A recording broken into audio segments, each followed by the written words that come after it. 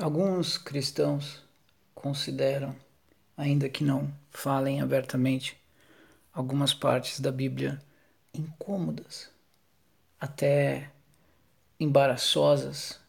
Eles têm vergonha de falar de certos versos bíblicos, e se você perguntar para eles do que se trata, eles vão tentar falar: isso é só um símbolo, isso é só uma metáfora. Vocês estão no Brasil, sobretudo, Deus sobre todos, e hoje nós vamos falar sobre gigantes, nefelins e anjos caídos.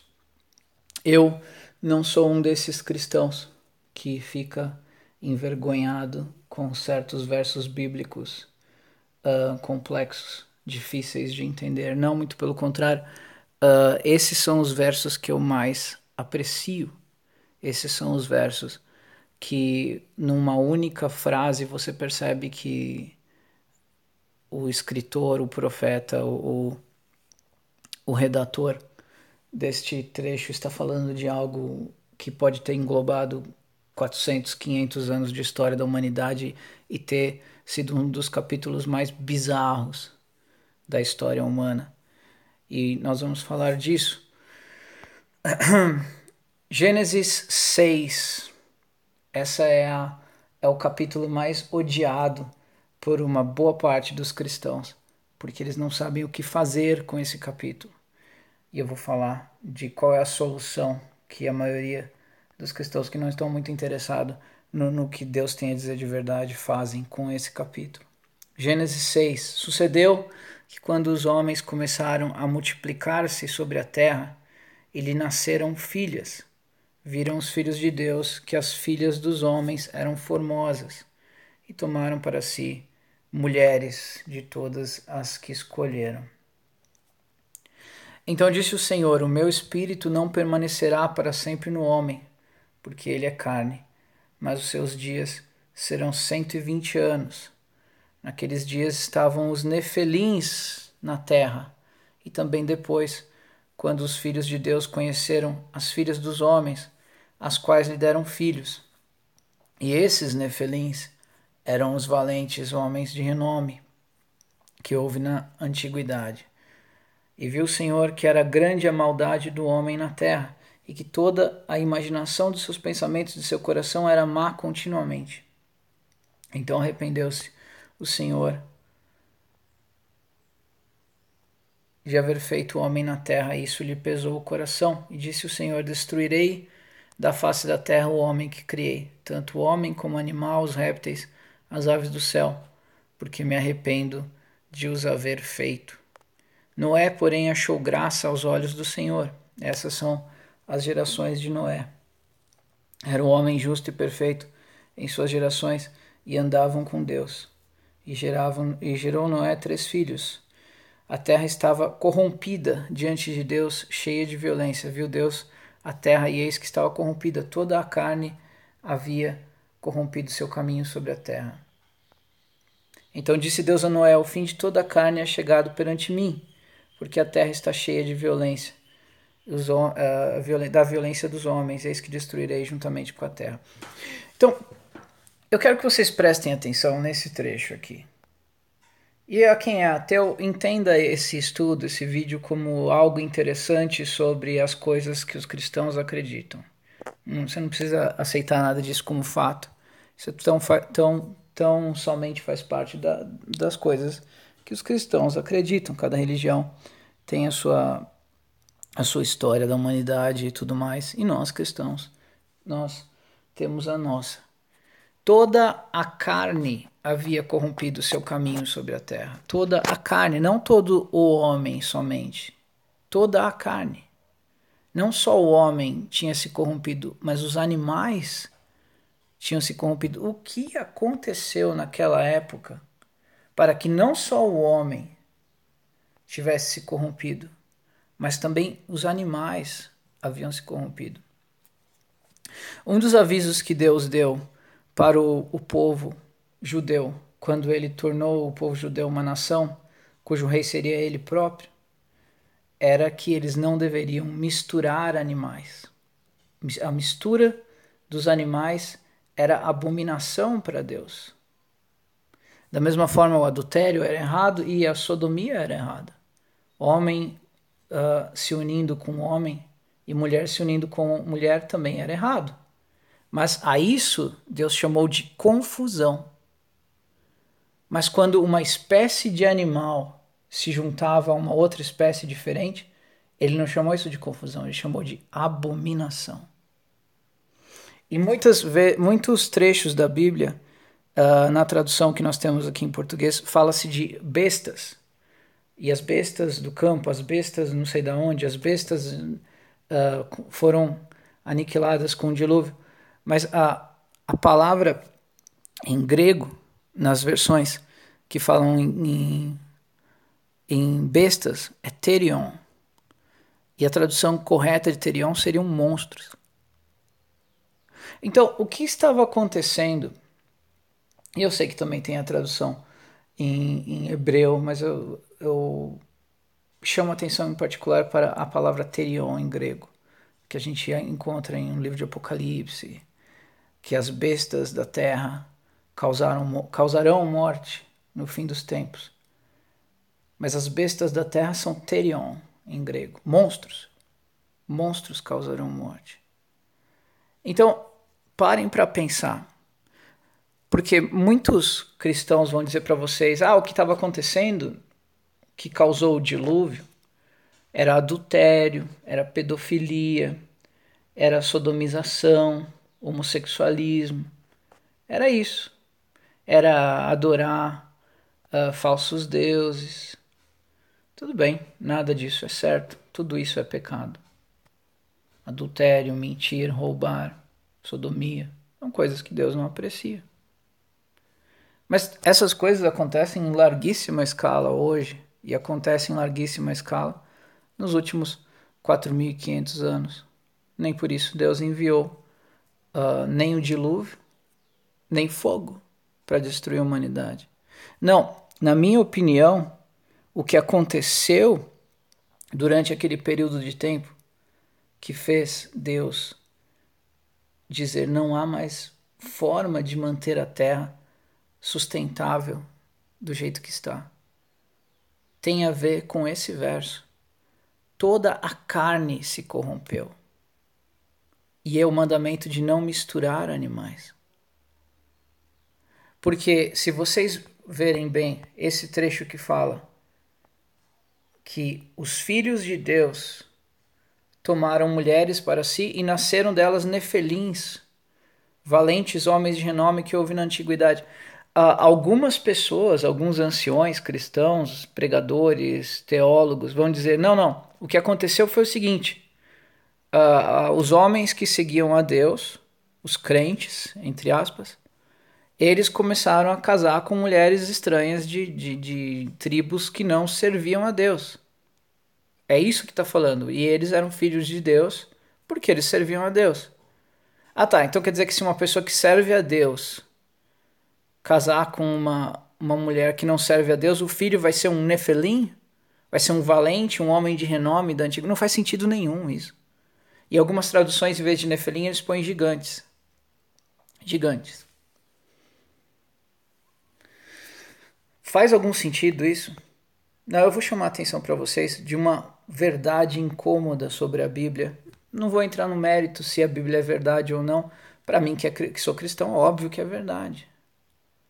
Mas para você que não é cristão, preste atenção na riqueza, na complexidade da crença cristã, da crença judaico-cristã. Não é tão simples quanto parece à primeira vista. Gigantes. Isbi-Benob era dos filhos do gigante, cuja lança tinha um peso de 300 ciclos de bronze. Cingiu uma espada nova e tentou matar Davi. Aconteceu depois disso que houve em Gobe ainda outra peleja contra os filisteus. Então Sibecai, o Uzatita, matou Saf, que era dos filhos do gigante. Houve ainda outra peleja em Gate, onde estava um homem de alta estatura, 6 dedos em cada mão e 6 em cada pé, 24 por todo, e este também era descendente do gigante. E esses 4 nasceram ao gigante em Gate e caíram pela mão de Davi, pela mão de seus servos. Gigantes. Gigantes, monstros. A carne corrompida por toda a terra. Essa é uma realidade embaraçosa da Bíblia. Monstros coabitando com os seres humanos. Isso tudo dito sem a menor cerimônia. Em capítulos e mais capítulos da Bíblia. Esses 4 nasceram ao gigante em Gate, caíram pela mão de Davi, pela mão de seus servos. Levantou-se guerra em Gezer com os filisteus, e Sibecai, os Atita, matou Sipai, filho dos gigantes. Houve ainda outra guerra em Gate, onde havia um homem de grande estatura, filho dos gigantes. Por toda a terra, em todas as civilizações, estátuas, relevos, pinturas, mostrando gigantes, monstros, animais híbridos, centauros, pégasos, minotauros, monstros que misturavam animais e homens, cabeça de um animal, corpo de um homem, corpo de um animal, cabeça de um homem. Naqueles dias estavam os Nefelim na terra, e também depois, quando as filhas de Deus conheceram as filhas dos homens, os quais deram filhos. Esses Nefelins eram os valentes, os homens de renome que houve na antiguidade.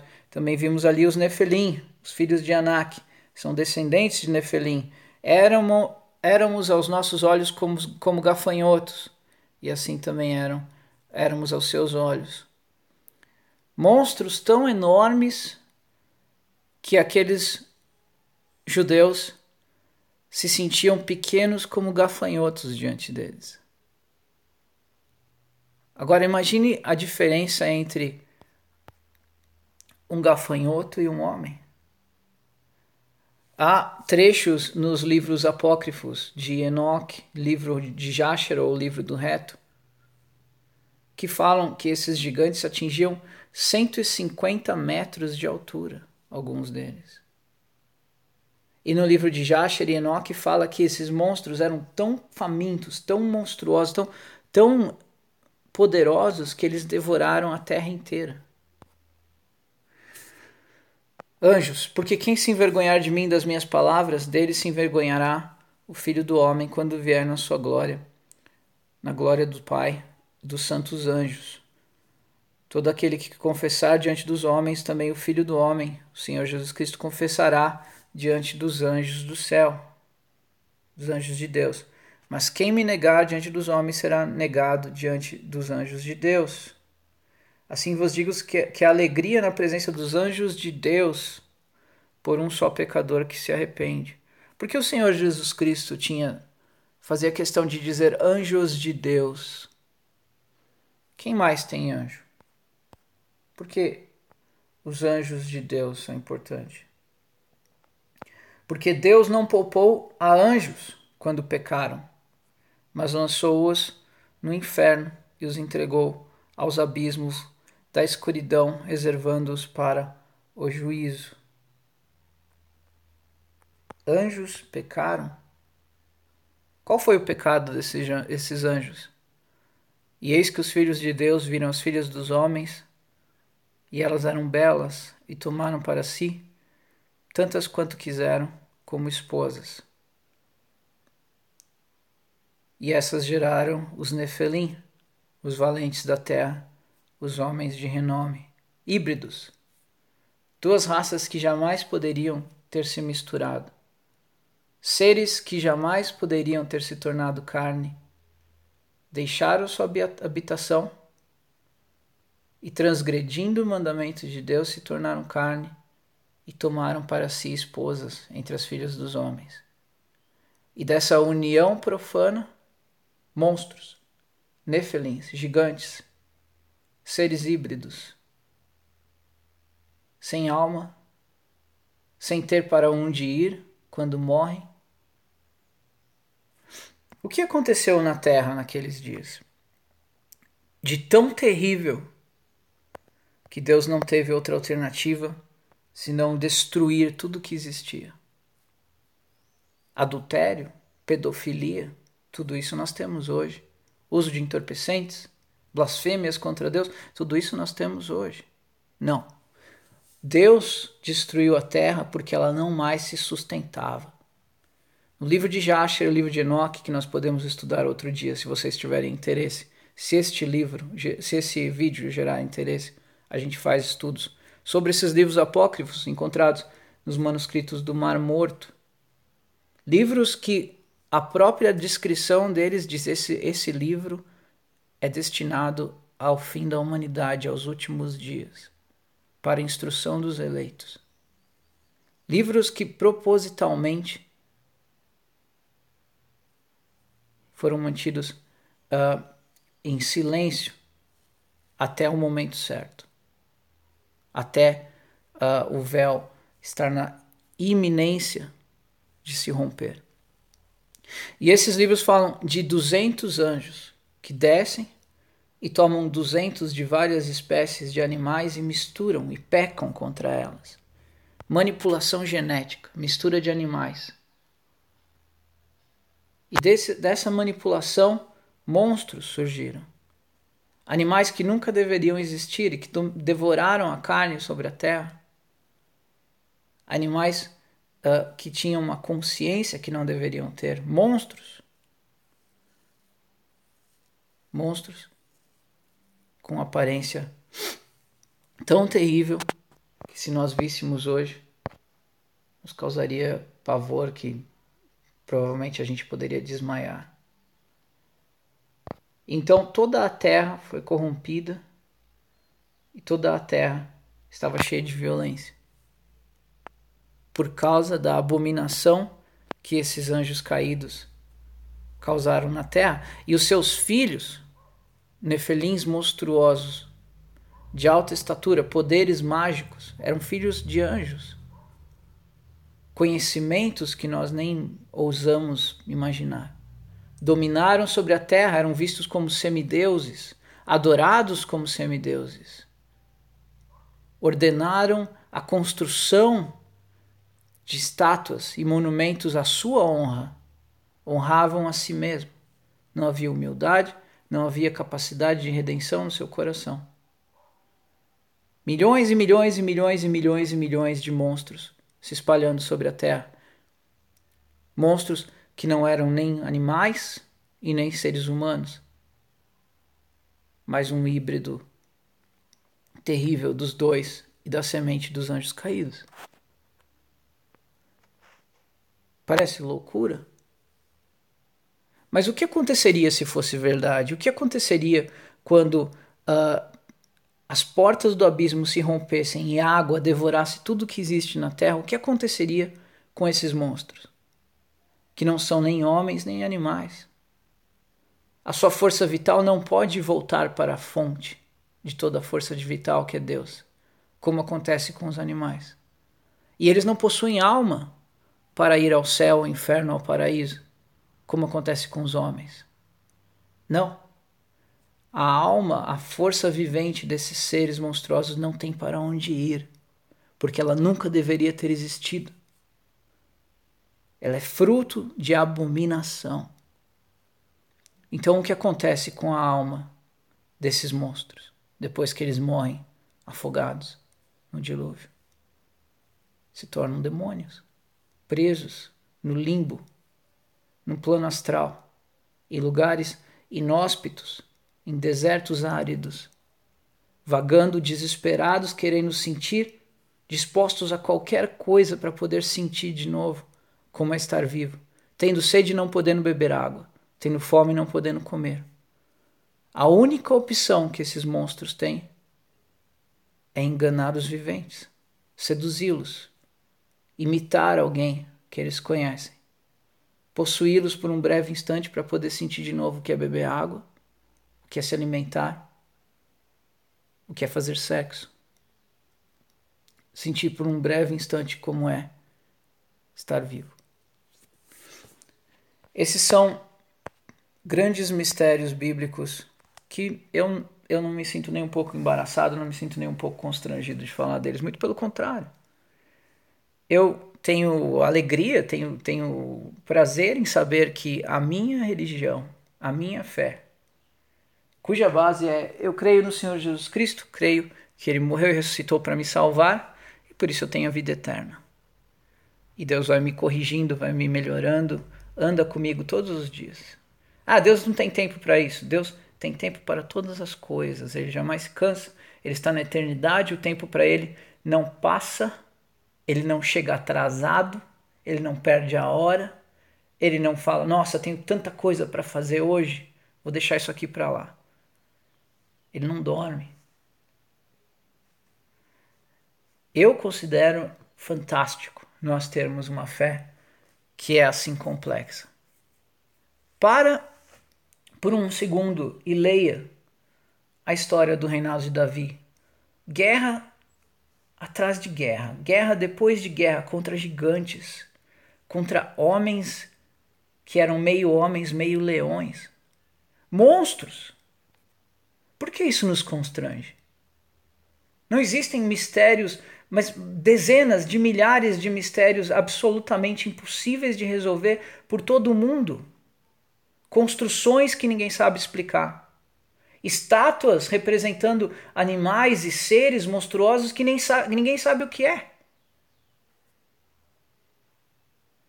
De épocas em que a vida era muito simples. Em que a existência, em teoria, era complicada. Que ninguém poderia ficar gastando energia e recursos para ficar fazendo estatuazinhas de coisas que não significavam nada. Não é igual hoje, que tudo é tão fácil, você vai no supermercado e compra comida. Não. A luta pela sobrevivência era uma constante nos primórdios da humanidade. E mesmo assim, dezenas de milhares de homens gastavam horas e suor para construir monumentos. Monumentos a quem? Monumentos a quê? E por quê? Mistérios. Que eu acho que só saberemos quando acabar esse período que estamos vivendo aqui. Agora, os ateus vão dizer, você está louco. Não estou louco, é uma fé. Fé é abraçar um conjunto de ideias, de esperanças. Abraçar uma visão de mundo.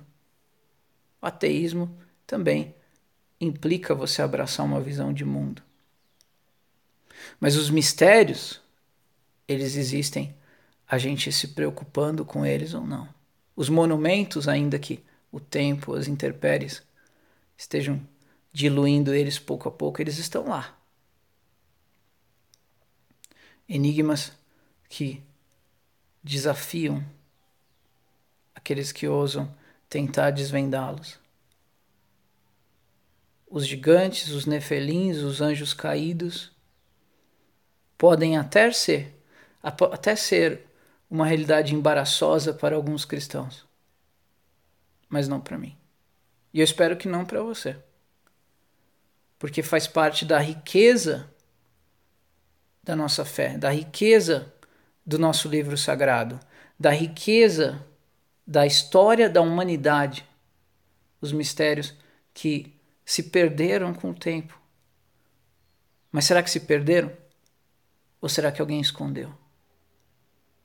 Será que essas novas teorias que surgem aqui e ali surgem porque algo novo foi descoberto ou porque alguém está desesperadamente tentando impedir que nós percebamos o que faz parte da nossa verdadeira história?